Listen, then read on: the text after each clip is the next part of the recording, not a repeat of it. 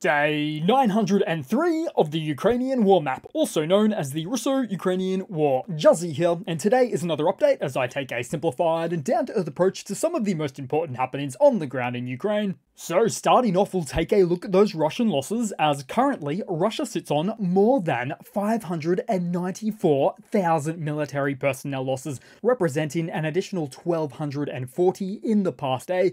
Then as for hardware losses, 21 tanks, 17 APVs, 57 artillery, and 5 multiple launch rocket systems. And do note, we will continue to see some fluctuations in the daily losses accounted for, due to the blitzkrieg-style gains of the AFU recently, which tends to create delayed information due to the fog of war setting that it is. Then headed right to the map because overnight Ukrainian forces performed drone attacks on 4 Russian airfields, including the Baltimore airfield, 180 kilometers from Ukraine, the Borisogledsk airfield, 340 kilometers from Ukraine, and both of which are in the Voronezh region. And then also the Savas-Lika airfield in the Nizhny Novgorod region, so about 650 kilometers from Ukraine, which happens to be a Russian MiG-31 base. Now, Russia had claimed to have downed over 110 Ukrainian drones as part of the massive coordinated drone strike overnight. Although, from some of the Russian air defense team footage, and by air defense teams I mean a couple of guys with their Kalashnikov rifles, you can overhear them say, "At least try and shoot one of them down." And so for these latest strikes, the goal was to prevent Russia from using the air bases to strike Ukrainian military positions, with as current the consequences of the attacks being determined. However, Russian aviation adjacent Telegram channels are stating that some of the attacks were effective.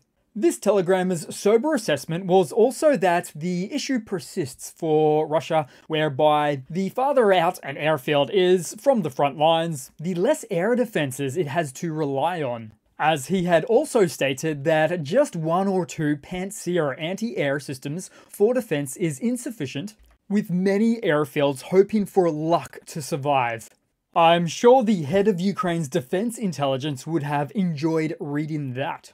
Then headed to Kursk at the Russian-Ukrainian border, as Ukrainian forces have intensified their raids across the region, and in the evening update, head of Ukrainian Armed Forces Syrsky confirmed to Zelensky that Ukraine has expanded control of Russia's Kursk region to include 74 settlements and an additional 40 square kilometers of land. And with no shortage of updates, we'll head to Gordivka in the west, which is now believed to be under Ukrainian control. Although there's no official confirmations yet, it does certainly seem a possibility, given that it's south of Snegost and just bordering to Ukraine. And further to that, just beyond, with the expanded grey zone into the Troitska settlement. Then headed just north of here, as satellite imagery shows fires in northern Snegost, suggesting a potential expansion of the AFU. The AFU is also undergoing operations to take the remainder of the town, and that includes all the way up in its northwest as well. Then to the key front of Korenovo, where attacks north of Olgovka, towards the eastern flank of Korenovo, are ongoing, and then right next door to the southeast, Russians have unsuccessfully tried to repel Ukrainian forces from Kremyanoy, with further indications of AFU control. But where things really get interesting is in the Lgov operational direction, as Russian forces themselves have confirmed that Ukrainian troops are now operating east of Kashuk, indicating that Ukrainian forces are active at least 30 kilometers north of the Russian and Ukraine border. So this suggests that Ukrainian forces have secured a significant area where they appear to have relatively free movement. In fact, Ukrainian forces have used this G-lock to head northeast to position themselves to take on Kromsky. Oh, and just to note, G-lock is an acronym which stands for General Line of Communication, and in military terms, it simply refers to the main routes or corridors through which troops, supplies, equipment, and communication move during operations. And so with the activities in this region, you can see that Russia's main route to Lgov is becoming increasingly cut off, which assists the AFU to collapse Russian positions nearby. But perhaps most impressively is how the AFU performed this maneuver as their army went off-road, as you can see there, to access the northern locations. And this is a simple enough skill set lacking in many ways by the Russian army, as they stick to main roads due to simpler logistical structures. But as we see here, Ukraine unimpeded, allowing them to outflank Russian units and positions. And so it's really interesting to see the dynamic outplay here, as it really is in Russia's best interests to not pound their own towns into oblivion. Which means that both armies are now more so than ever on a level playing field, as opposed to Russia's scorched earth approach back in Ukraine. So in the next hours, days and weeks, we are going to learn a lot more about this unprecedented new and unfolding dynamic outplaying right now between both armies, where Ukraine has indeed taken the fight to Russia. Then on the map, briefly pulling back to Sudzha for a moment, with further confirmations, as Syrskyi reported to President Zelensky that Ukrainian defenses completed mop-up operations in the town, with over 100 Russian servicemen captured as POWs. And then, somewhat surprisingly, still within Sudzha, Ukrainian TV reporters arrived into the town to report on the events. Now that is absolutely unprecedented. Then to the eastern segment, as clashes continue all the way up to Kamyshnoy. But taking a look just below, here is that second potential attack vector that I alluded to just previously, with Ukrainian forces likely coming from the south to support this eastern front. And where they are most likely once again travelling off-road, which would very likely assist in collapsing positions, or at least Russian-held land, between the two offensive points. Oh, and on the map, you may have noticed before I said 4 airfields, but only mentioned 3, because with some of the more big news, it's being claimed that the Ukrainian armed forces shot down another Russian Su-34 jet overnight in the Kursk region. The skies over the Kursk region may be becoming clearer, although we'll have to wait and see if we get any further clarifications on that airfield later today or tomorrow. So, what is Russia's military response in Kursk today? Well, they continue to build their trenches 45 kilometers beyond the border, where you can see some markings there, so just beyond Lgov and the power plant. And yet, if they're forced to fall back to that trench network, they would cede to Ukraine huge swaths of territory. But to add insult to injury, Russia's previous 2 lines of defense in the north, worth 15 billion rubles, or about 150 million US dollars, had collapsed pretty quickly to Ukrainian expansion. But I would suggest that up to $149 million of those funds were stolen.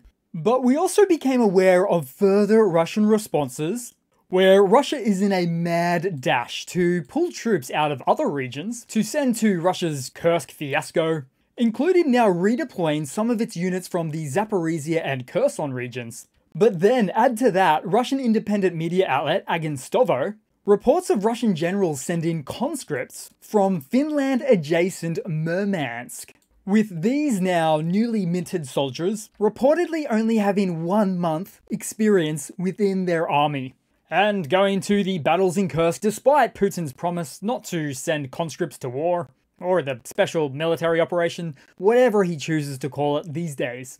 And if all of that wasn't enough for Russia's demilitarization, the Lithuanian defense minister advised Ukraine that Russia is moving troops from Kaliningrad to Kursk, based on their intel reports, all of which is in line with Russian actions of sustaining their own self-created status quo of needing to refuel the meat grinder in Ukraine, and now in Russia, as it's only now exacerbated by the events of Kursk.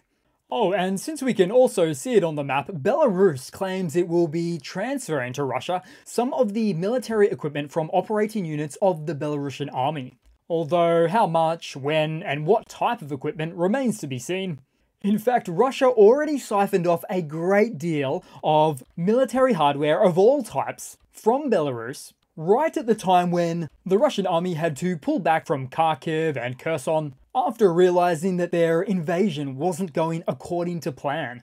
Then, speaking of things not going according to plan, in Russia's Belgorod region, where a regional emergency situation has been declared by Governor Gladkov, with a subsequent appeal to the government commission with a request to declare a federal emergency, which really means he's asking the Kremlin and Putin himself to upgrade it as so. But this request means a couple of things. Firstly, it means Putin has to embarrassingly admit to raising the situation to a federal emergency level, which he may or may not do. But then secondly, a declared federal emergency means to, technically speaking, involve a nationwide or broader regional response, allowing for more significant federal resources and authority to be used in managing the crisis. Only problem is, Russia's already all in on this war, so it won't help a lot if that came to pass. But even still, there's no time like the present for Putin and the Kremlin to put a positive spin on things, claiming that the number of volunteers eagerly lining up to join the ranks of the Russian army from nearby regions has supposedly doubled. One such Russian recruiter said that in the past they had 6 or 7 sign-ups per day, but now they have 12 to 15 people per day, and calling that a significant difference.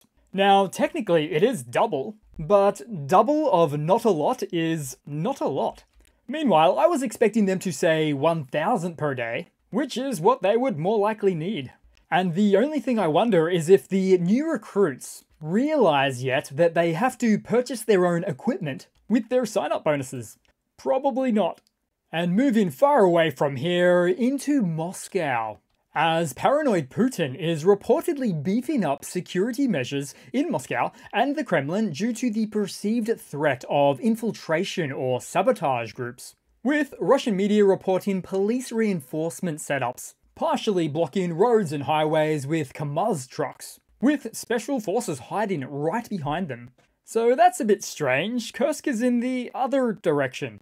Are we to expect some sort of Wagner 2.0 threat? Well, Prigozhin is gone, and the Wagner PMC is pretty much dissolved, at least in terms of a Russian presence.